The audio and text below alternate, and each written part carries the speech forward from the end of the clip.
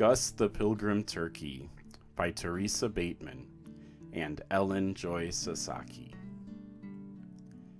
This is the title page. Dedicated to Miss Sanford's 4th grade class at Brigadoon Elementary School, 2006-2007. Talking to you about writing your stories gave me the idea for Gus, for Anna Kate. Gus loved being a turkey. He gobbled with friends, got to wear whatever he pleased, and was fed almost every time he turned around. Life was fabulous. He was young, so every day was a new adventure. In the spring, there were tasty young bugs everywhere. Gus looked stunning in his Easter hat. Summer was even better. He danced in the sprinkler wearing shorts with crazy patterns, and he loved the way the sun glinted off the farm pond. Now it was autumn. Gus wrapped a jaunty orange scarf around his neck. "I can't wait for winter," he gobbled to his friends.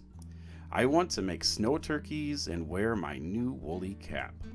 I've even bought a tuxedo for New Year's Eve."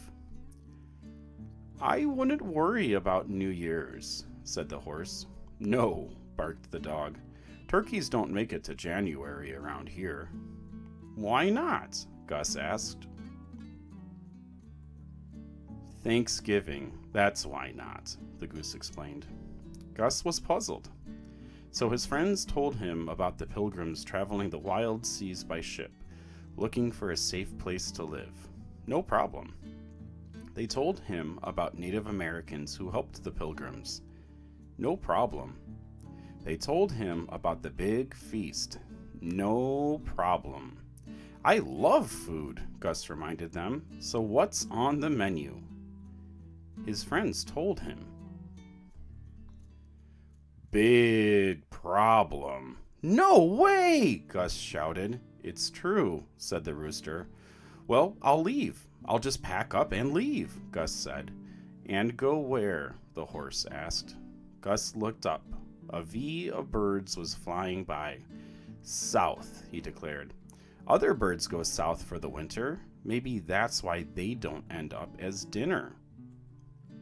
His friends weren't sure about his plan, but they helped Gus fill his backpack with seed corn and his favorite outfits. "Good luck," they shouted as he gobbled out of sight. Poor Gus's drumsticks got rather tired, but he kept walking.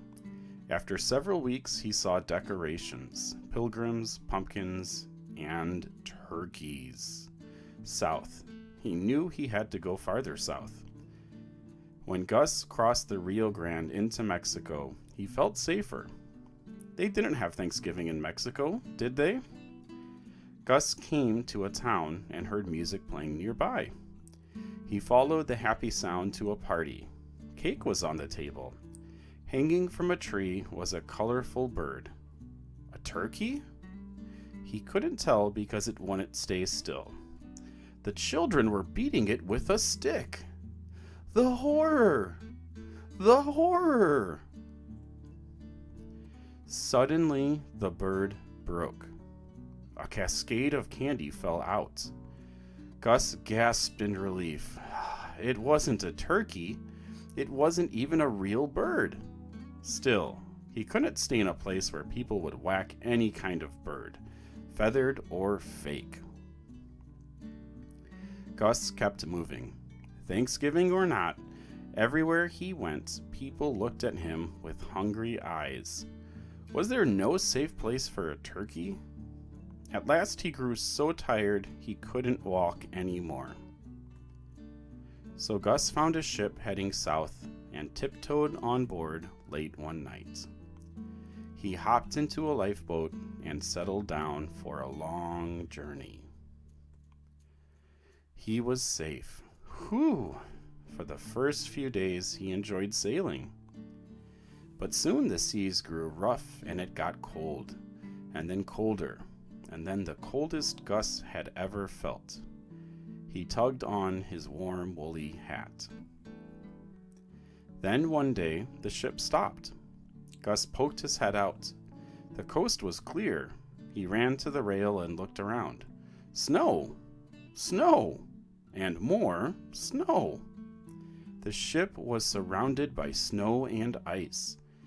Gus gobbled in astonishment. Unfortunately, someone heard him. "Hey, would you get a load of that?" said a man in a parka. "I can't believe it. It's Thanksgiving, and right on board we have a real live turkey. Just in time for our Thanksgiving feast." Gus grabbed his backpack and charged down the gangplank. But where could he hide? In this white wilderness, he stood out like a sore thumb. Suddenly, he saw a whole bunch of other birds. He dove into them. "Excuse me, let me by, so sorry." Still, he didn't feel safe. All the others were wearing black and white. He needed a way to blend in. Gus quickly pulled out his tuxedo and threw it on. There was a lot of shouting, but now the men couldn't see Gus. Finally, they headed back to the ship. "What was that about?" the other birds asked. "And who are you?" "I'm Gus," Gus explained, "and I've traveled for a long, long time trying to find a place where I can be safe." "Is a killer whale after you?" asked the nearest penguin. No, Gus replied. "It's nothing like that. It's Thanksgiving." "Thanksgiving?" chorused the penguins. "Sure, it's a holiday about pilgrims and stuff," Gus said. "Penguins?" they asked. "No, pilgrims," Gus said slowly. Then he explained. The penguins listened, so the pilgrims left their homes because they didn't feel safe there, and they traveled by ship for a long, long time, said the penguin leader. Gus nodded. All the penguins turned to eye the nearby ship. "Welcome, Pilgrim," the head penguin announced. "But I'm not a—" Gus began, and then he looked at the natives in his strange new home. They looked like they'd help him survive. "Maybe I am a pilgrim," Gus said at last. "I sure have a lot to be thankful for." "Then how about a feast?" asked his new friends. Gus grinned. "No problem." The end.